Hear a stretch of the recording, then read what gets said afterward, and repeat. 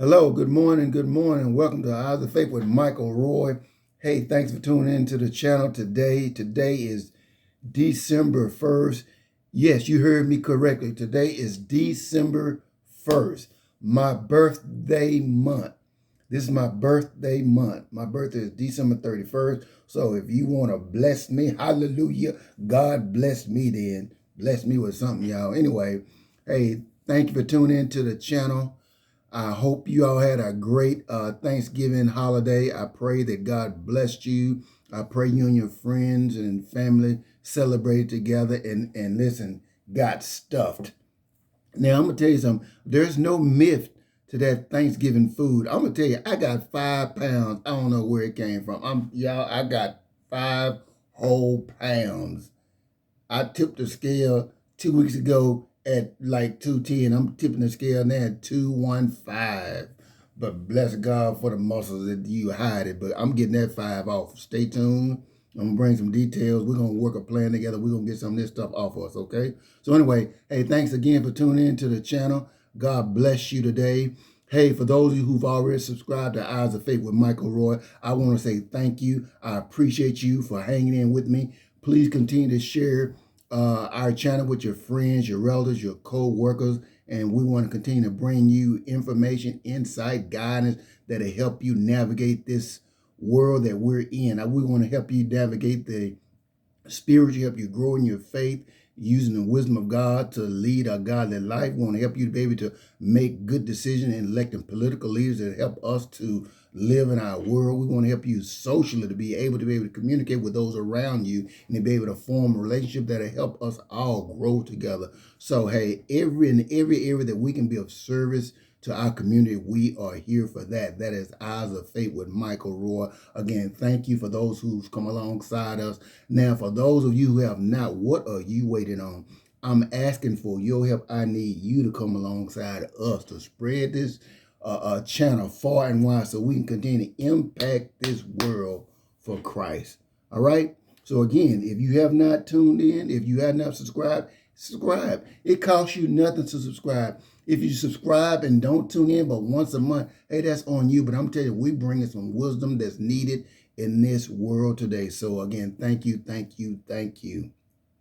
Looking forward to Christmas. I know you guys got a busy schedule. Y'all getting ready to go to y'all shindigs, as Uncle Jed and Granny would say on Beverly Hillbillies, getting ready for your shindigs. So hey, plan all those Christmas plans and be careful now, because those pounds come on you easy. But you know, be nice this year. Let's let the love of Christ come through us so we can bring God more and more glory. So today is going to basically be a public service announcement. Today will be a public service announcement from Eyes of Faith with Michael Roy. The reason we're doing this is because, first of all, there's some things going on in our culture that shouldn't be going on. I'm 50. I'll be 58 on my birthday. December 31st is my birthday. The things that my grandparents and parents gave me that helped me to become the man I am, they passed on to me, whether it be how they had spanked me, disciplined me, admonished me, challenged me, encouraged me. Those things I took to heart, and it, by the grace of God, it brought me forth as I am to this day. But I believe many are not doing that. I try to share everything that I've been taught, whether it be spiritual, psychological, emotional, educational. I shared it with my children. I'm upfront with them. I'm clear with them. I set expectations for them. We might not all agree on everything, but I put forth what I had into them. The Bible says, you know, Paul would say, I gave unto you that which I received. And it's unfortunate that in our culture today, many parents my age have not given their children what was given them. They were spanked, they were disciplined, they were cajoled, they were encouraged, they were drugged to church. All those things that formed many of my cohorts were not passed on to our children. So it behooves me today. I want to be able to share with young people, millennials and Generation Z. I want to give unto you what your parents should have given you. So the title of today's program is things your parents should have taught you. Things your parents should have taught you or told you. Now, this is not offensive in any way. This is not trying to scold or be patronizing, to condescending, disrespect for anyone. The point is for our younger generation, millennials and Zs, there are some things that they have not been taught because they're not using them in their daily lives, in their interaction with us, their elders and people in general. So this list I'm going to discuss will hopefully open the eyes of some millennials and even Generation Z people and say, I don't know why my parents didn't teach me this. And maybe you'll be able to go to your parents and challenge them and say, well, why didn't you teach me these things? And I'm saying this because my daughter, who of course now is getting ready to celebrate her 26th birthday this month, and when she was in college, some of her college roommates, they were baffled by her conduct, her behavior, things she could do that they couldn't do, things she knew that they didn't know, because we taught her, we trained her, we molded her, we shaped her, we pushed her, and their parents didn't. So anyway, let me go ahead and get this list. And first, now, I'm going to share this, but I need your help. I need your feedback. In order for this to work, you need to comment. You need to give me your insight. You need to share with other people. You need to like, subscribe, and share. You need to give feedback so other people give feedback so we can all grow from this. So this is not just for us. This is for the millennials, the Gen Zers, and those that come after them. Things your parents should have taught you or told you before you left the house. Okay, number one, stop begging all the time. Stop looking for a handout. Stop always thinking people owe you something. There's an old saying that we used to hear when I was younger. Begging makes people hate you. It's true. When people see you coming, they start ducking and dodging because you're always begging. Listen, when you go to someone's business, especially black people, stop looking for a discount all the time. Stop thinking a brother owe you a discount. This is this man's business. You want to help him grow, pay full cost, and then maybe later on you can get a discount. But don't go in begging for a discount all the time. And listen, if I invite you to my house for Thanksgiving or to a Christmas party, don't always think you can have a to-go plate. You just assume you can have a to-go plate. You don't get a to-go plate unless I offer you a to-go plate. And if I don't offer, please don't ask.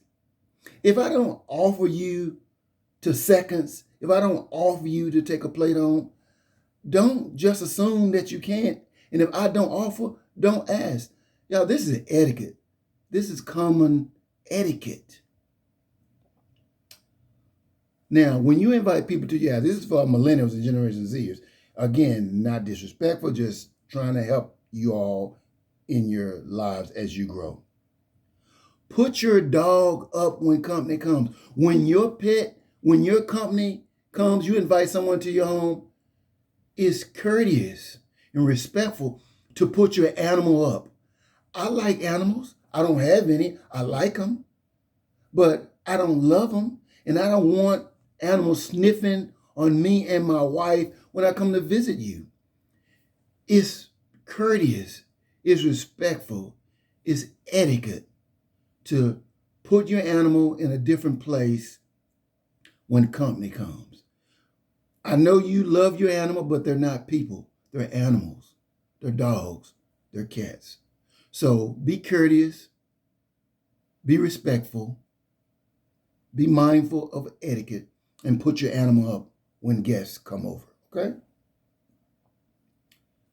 The other thing is, when we're talking in the office or different places and people pulling out pictures of their children, don't pull out your picture and say, look at my babies, and there's a wallet full of pets. I'm personally offended at the personification of animals. I think it's demeaning people when we personify animals. I'm not negating that you love your animals and you appreciate your pets, but dressing them up as dolls and people and showing these pictures as if there are little children is not, that's not cool. I'm just saying that's not cool. Now, a lot of you may feel different from me, but I'm just talking in terms of common courtesy, how we should react in public and in the social settings of our jobs and other places. Uh, Another one, number 5. If you borrow money from me and didn't pay me back, don't dare think you can come and ask to borrow money again. If you borrowed money from me and you know who you are, your memory has not grown that cold. If you borrowed money before, don't think you can come and borrow money again. I'm going to leave that right there. And then, I got to add this. Don't stop talking to me because you haven't paid me my money. It's amazing people will start acting funny with you because they know they owe you, but they'll start kind of distancing themselves and kind of being a little other because they know they owe you and they're afraid you're going to bring the subject up. So don't act funny with me. You came to me and borrowed money from me and didn't repay it. That's on you. That's not on me. But the thing is, what I learned is about your character. And when you didn't pay me back the first time, I already wrote you off. I already said they could never expect to borrow anything from me. Keep that in mind, people. Parents, especially young parents. If you get invited to someone's house, you and your family, y'all come over, it's your responsibility to make your kids behave. It's your responsibility to make your kids behave. Listen, my wife and I keep a nice home. We buy nice things. If I invite you over, I expect you to tell your children how to act. They need to know how to act when it comes to someone else's house. You can't grab stuff, throw stuff, jump all over the furniture, jump all over the couch, wipe your hands all over everything. You can't do that. You have to teach your children to behave. You shouldn't expect me to keep saying, no, don't touch that. No, don't jump on that. Parents, that's your responsibility. Those are your children. It's up to you to train them. The home training comes from home. Your children should know how to act when they go around other people. They should know how to act in environments other than their own. And if you can't make them mine, don't expect me to invite you back to my house. Don't expect another invitation because it's discourteous to me, discourteous to you and others to have to keep on wondering, are these kids going to break something? Are they going to hurt themselves? And it's not just in this setting, wherever you go. If I'm in a restaurant, I've been in restaurants where people have little children running around tables in the restaurant, or kids just burst out screaming and crying. And it's just so, people are trying to have dinner, trying to have a good time, and your spoiled, rotten brat is just ruining everybody's day, everybody's evening, because you won't parent them. Listen, it's your duty, it's your responsibility, parents, to teach your children. All this gentle parenting, scratch that. If you're going to be around other people in their homes or in a restaurant, wherever you are, manage your children. You're in a grocery store, you're in some store, and we got to hear your kids screaming and hollering because they want something, and you don't teach them how to handle themselves in the store. This is how we were raised.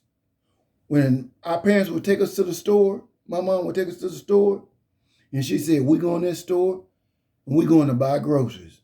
We ain't coming to buy any toys. We ain't coming to buy any candy.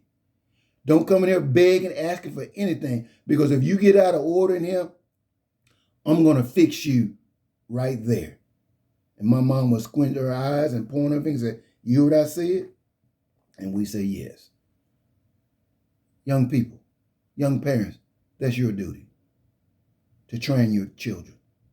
Train your children how they should act. Now, I'm just as passionate about the things I enjoy as you are about yours, whether it be politics, whether it be religion, whatever it is.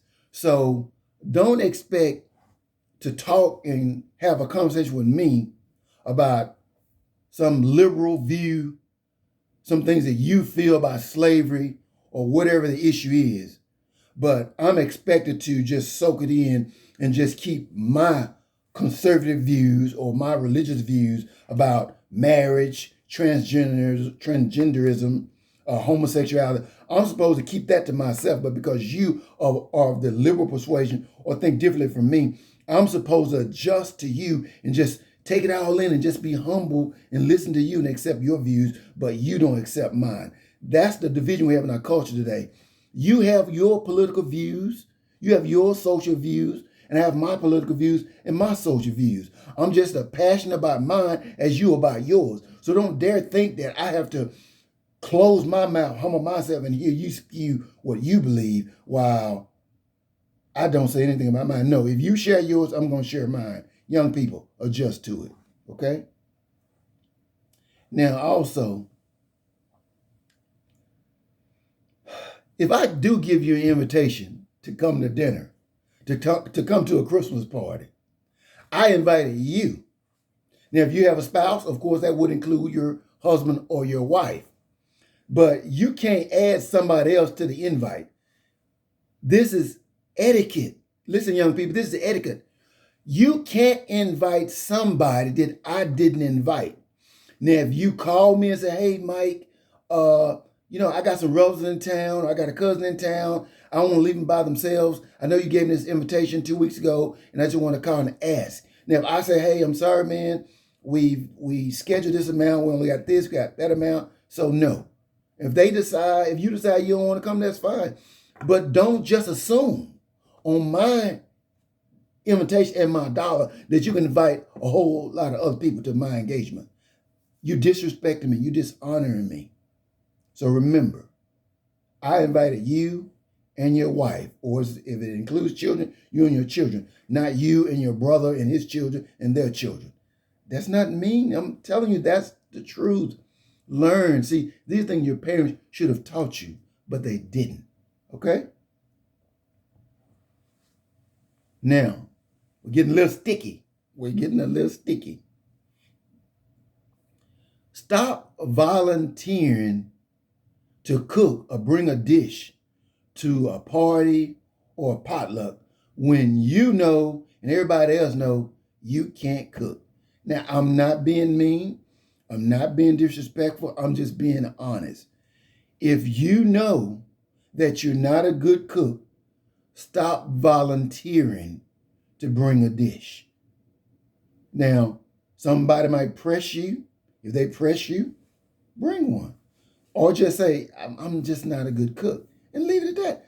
Don't put yourself in a position where at the end of the thing, you got to take back everything that you brought because obviously nobody liked it. I'm sharing this to save you and others some shame, some embarrassment, or some heartache. Okay? You know you can't cook. Everybody else know you can't cook.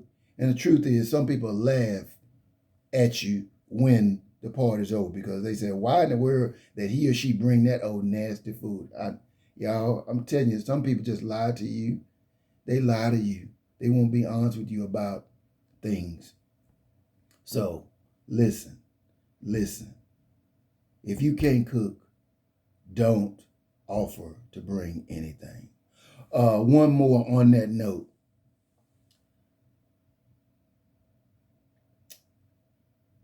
You got to be willing to listen when people tells you, something isn't good. You got to be willing to listen. Don't let your pride get in the way. I'm just saying, just listen. Another one. This kind of frustrates me with a lot of people. I was born and raised in the country. We moved to Dallas. We lived in the projects, which I was raised by a single parent, my mother. The projects, unfortunately, were filled with single parents, mostly mothers. We were all broke. Some had a little bit more money than others, but most of us were broke, living off the government assistance. But now many of us got jobs, going to college, got jobs, got good careers. Act like you're used to stuff. You get a good job, you go buy a car, you buy a house, and you brag about every single thing. Oh, I got a new ink pen. Ooh, look at my new ink pen. You get a new car.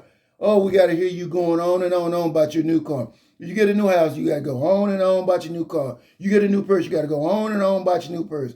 We're glad that you have arrived. We're glad that you have nice things. We're glad that God has blessed you. But listen, don't brag about it. People get tired of hearing you talk about all that you have. I'm just trying to say, act like you're used to stuff. Act like you appreciate what God has done for you. And share the stuff with others other than brag about how much you have. Okay? It's common etiquette. Another one. To you mothers, with these young boys specifically, stop calling these 50-year-old young men babies, my baby. That's so tasteless and seemed to me kind of demeaning. My baby. Some people in my family do this, my baby. I bought this for my baby, my baby. That's the problem. These men are weak now because y'all been calling them babies most of their lives. They're weak. They're not prepared for marriage because they got baby on the brain. Mama gonna come and do this for them. Mama gonna do that for them. Come on, moms. Help your young man become a man. Get rid of that word baby out of your vocabulary when it comes to especially your young men. Okay, now, I told you we're getting sticky. And I mean, some of y'all probably turned me off already. I hope not. I'm just sharing what I think is helpful. If you're going to invite people to your house, clean your house. What? Mike, you got to share that with people. Yes. If you know your house is dirty, if you know your house is smelly, don't invite me to your house. Don't say excuse the house when you invited me to it. Somebody excuse the house. No, if your house was messy, you should have cleaned it before you invited anybody. We all are busy. We all got a schedule, a hectic schedule. Hire you a maid. Don't invite people to a dirty, smelly house. It makes everybody uncomfortable. Okay? I'm going to leave that right there. And this is really more toward hygiene. If you can smell yourself, other people can smell you. If you do that and you can smell you, everybody else can smell you.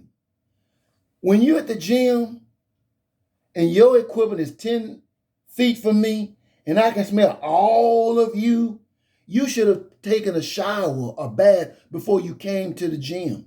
You can't say, well, I'm going to get sweaty anyway, so I'm going to go ahead and go to the gym and then I'm going to bathe afterwards. No, bathe before you get to the gym because all of your funk, all of your stink is bothering everybody. Young people, listen to me.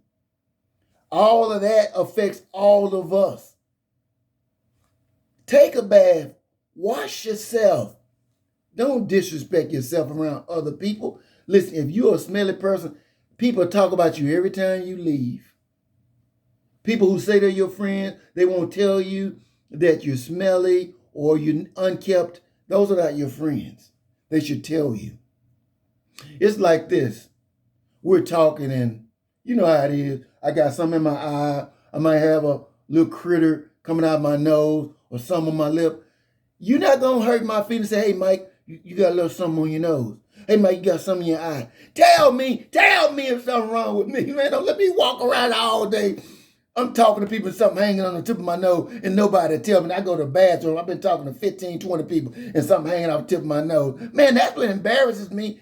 If you see that, say, hey, Mike, just give me a motion. Do that, people. That's courteous. If somebody is smelling or something's wrong, say, hey, brother, hey, sister, hey, you need to go freshen up or something. It's okay. We're helping one another. It's okay.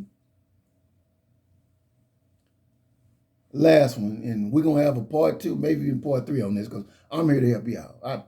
Think of me as a father figure. Think of me as your big brother or your kooky Uncle Michael. or you're eccentric, Uncle Michael. Because I'm going to try to tell you the truth. Some people have a hard time accepting the truth. Sometimes they may say, I'm too candid, I'm too blunt, I'm too black and white. But God made me. And I know he made me so I can help somebody. So if this is helping you, please like, subscribe, and share. Final. Husbands and wives, don't let your spouse leave the house, go to work with clothes full of dandruff. Their head is full of dandruff. They've got dandruff all over their clothes, but you just let them go. You just let them leave home like that. My wife would tell you, my wife asked, and I ask her. She looks me over and I look her over. If my wife has anything that needs to be updated or fixed, I say, oh, honey, you got this, you got that. I check my wife. When my wife goes out, you might you might see something through the day. Maybe she scratched her head or she did something. But when she left the house, I said, oh, honey, you looking good. Oh, yeah, you look sharp. If something too tight or something, I'm like, oh, honey, you shouldn't wear that. I don't think that go together. We check one another. Husbands, wives, check your spouse. If my breath is garlicky from last night's pizza or spaghetti, tell me, honey. So I don't want to go in people's face in the morning at work. How you doing? And blowing my dragon breath in their face. If I need to brush my teeth and gargle again and brush my tongue and take a mint, then I need to do that. And it's your responsibility as a husband, as a wife, to tell your spouse and your children that.